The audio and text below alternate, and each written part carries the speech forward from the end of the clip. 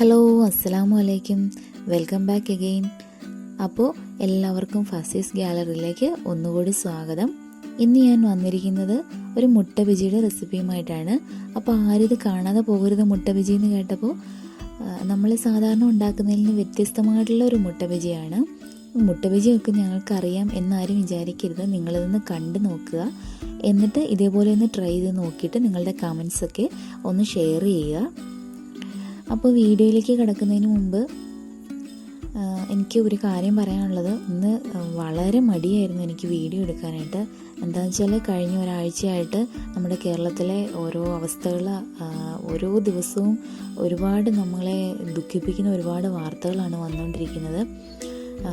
അപ്പോൾ മണ്ണിടിച്ചിലാണെങ്കിലും ഉരുൾപൊട്ടലാണെങ്കിലും പ്രളയം, പിന്നെന്താ കോവിഡ്, അതിൻ്റെ കൂടെ ഏറ്റവും ലാസ്റ്റ് വന്നാണ് വിമാന ദുരന്തം. അപ്പോൾ നമുക്ക് പഠിച്ചവന് എല്ലാവർക്കും ഇതിൽ നിന്നൊക്കെ ഒരു മോചനം കിട്ടാൻ വേണ്ടിയിട്ട് ദുആ ചെയ്യാനും, എല്ലാവർക്കും ഇതിൽ നിന്നൊരു എന്താ പറയുക, അവർക്ക് അതൊക്കെ സഹിക്കാനും ക്ഷമിക്കാനും ഒക്കെ ഉള്ളൊരു കഴിവ് കൊടുക്കട്ടെ എന്ന് നമുക്ക് നാഥനോട് പ്രാർത്ഥിച്ചുകൊണ്ട് ഇന്നത്തെ വീഡിയോ തുടങ്ങാം. അപ്പോൾ ഞാൻ ഇവിടെ എടുത്തിട്ടുള്ളത് 2 മുട്ടയാണ് എടുത്തിട്ടുള്ളത്. അത് ഞാൻ 4 പീസസ് ആക്കി മുറിച്ച് വെച്ചിട്ടുണ്ട്. മുട്ട പുഴുങ്ങി മുറിച്ച് വെച്ചിരിക്കുന്നതാണ്. ഇനി നമുക്ക് എടുക്കേണ്ടത്, ഞാനിപ്പോൾ എടുത്തിരിക്കുന്നത് അരിപ്പൊടിയും മൈദ മാവും കറക്റ്റായിട്ട് ഒരേ അളവിലാണ് എടുത്തിരിക്കുന്നത്. ഞാൻ 3 ടേബിൾ സ്പൂൺ അരിപ്പൊടി, 3 ടേബിൾ സ്പൂൺ മൈദ മാവ്, അങ്ങനെയാണ് ഇതെടുത്തിരിക്കുന്നത്. അപ്പോൾ നമുക്ക് ഒരു ബൗളിലേക്ക് 3 ടേബിൾ സ്പൂൺ അരിപ്പൊടിയും 3 ടേബിൾ സ്പൂൺ മൈദ മാവും ഇട്ട് കൊടുക്കാം.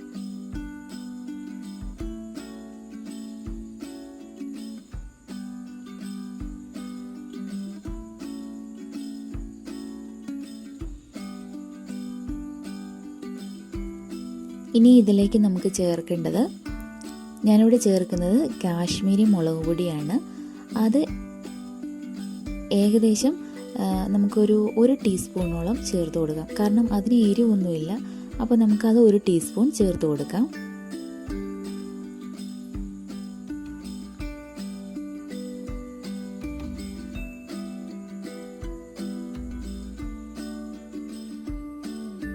പിന്നെ നമുക്ക് ആവശ്യത്തിന് ഉപ്പ് ചേർത്ത് കൊടുക്കാം.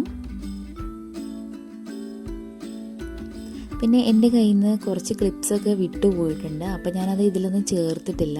അപ്പോൾ ഞാനത് വഴിയെ പറഞ്ഞു തരാം ഞാൻ വേറെ എന്തൊക്കെയാണ് ഇതിലേക്ക് ചേർത്തിരിക്കുന്നതെന്ന്. ഇനി ഞാൻ ഒരു ചെറിയ സബോളയാണ് ഇവിടെ ചെറുതായിട്ട് അരിഞ്ഞു വെച്ചിട്ടുണ്ട്. പിന്നെ പച്ചമുളക് 2 എണ്ണം അരിഞ്ഞു വെച്ചിട്ടുണ്ട്. പിന്നെ ഉള്ളത് കറിവേപ്പിലയാണ്. പിന്നെ നിങ്ങളുടെ കയ്യിൽ മല്ലിയില ഉണ്ടെങ്കിൽ നിങ്ങൾക്ക് മല്ലിയിലയും എല്ലാം ഇതിനകത്തേക്ക് ഇടാവുന്നതാണ്.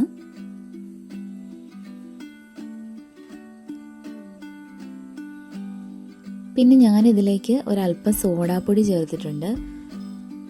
ഞാൻ നേരത്തെ പറഞ്ഞിരുന്നു എൻ്റെ കയ്യിൽ നിന്ന് കുറച്ച് ക്ലിപ്പൊക്കെ വിട്ടുപോയിട്ടുണ്ട്.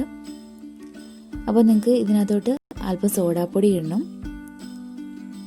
പിന്നെ ചില്ലി ഫ്ലേക്സ് ഉണ്ടെങ്കിൽ നമുക്ക് അതും ചേർത്ത് കൊടുക്കാം. അതല്ലാന്നുണ്ടെങ്കിൽ വറ്റൽമുളക് ഉണ്ടെങ്കിൽ നിങ്ങൾക്ക് ഇതേപോലെ പച്ചമുളക് പോലെ തന്നെ വട്ടത്തിൽ അരിഞ്ഞ് അത് ഇതിനകത്തേക്ക് ചേർത്ത് കൊടുക്കാം. നമുക്ക് കുട്ടികൾക്കൊക്കെ കൊടുക്കണമെന്നുണ്ടെങ്കിൽ നമുക്ക് എരിവ് കുറച്ച് ഉപയോഗിക്കാം. അപ്പോൾ ഞാനിവിടെ ആ ബാറ്റർ റെഡിയാക്കി കഴിഞ്ഞു. അപ്പോൾ ബാറ്റർ റെഡിയാക്കുന്ന വീഡിയോ എൻ്റെ കയ്യിൽ നിന്ന് പോയി. അത് കാരണമാണ് ഞാനത് കാണിക്കാതിരുന്നത്. അപ്പോൾ ഒന്നുമില്ല, നമുക്ക് ആവശ്യമുള്ള വെള്ളമൊക്കെ ചേർത്ത് നമ്മൾ ബാറ്റർ ഇതേപോലെ റെഡിയാക്കുക. അപ്പോൾ ഞാനിവിടെ ബാറ്റർ റെഡിയാക്കി.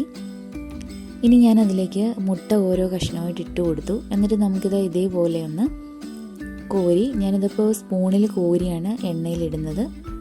എണ്ണ ഞാൻ ചൂടാകാൻ വെച്ചിട്ടുണ്ട്. അപ്പോൾ ഇതേപോലെ സ്പൂണിൽ കോരി നമുക്ക് എണ്ണയിൽ ഇട്ട് കൊടുക്കാം. അപ്പോൾ ഞാനിവിടെ എണ്ണയിൽ ഇട്ട് കൊടുത്തിട്ടുണ്ടായിരുന്നു. ഇനി നമുക്കൊന്ന് മറിച്ചിട്ട് കൊടുക്കാം.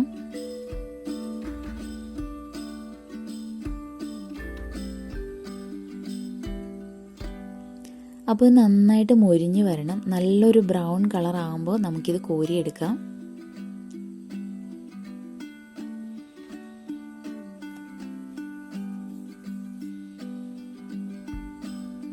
അപ്പോൾ ഞാനിവിടെ ഇത് കോരിയെടുക്കുകയാണ്.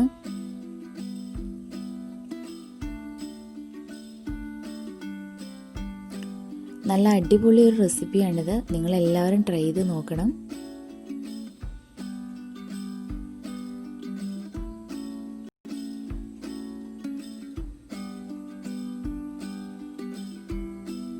അപ്പോൾ ഇതാണ് നമ്മുടെ മുട്ട ബജി. നമ്മുടെ കുട്ടികൾക്കൊക്കെ നന്നായിട്ട് ഇഷ്ടപ്പെടും. അപ്പോൾ എന്തായാലും ഇന്നത്തെ വീഡിയോ എല്ലാവർക്കും ഇഷ്ടമായി എന്ന് വിചാരിക്കുന്നു. ഇഷ്ടമായെങ്കിൽ നിങ്ങളെൻ്റെ ചാനൽ സബ്സ്ക്രൈബ് ചെയ്യാൻ മറക്കരുത്. വീഡിയോ ഷെയർ ചെയ്യണം. ട്രൈ ചെയ്തതിന് ശേഷം നിങ്ങളുടെ അഭിപ്രായങ്ങളൊക്കെ കമൻറ്റ് ചെയ്യണം.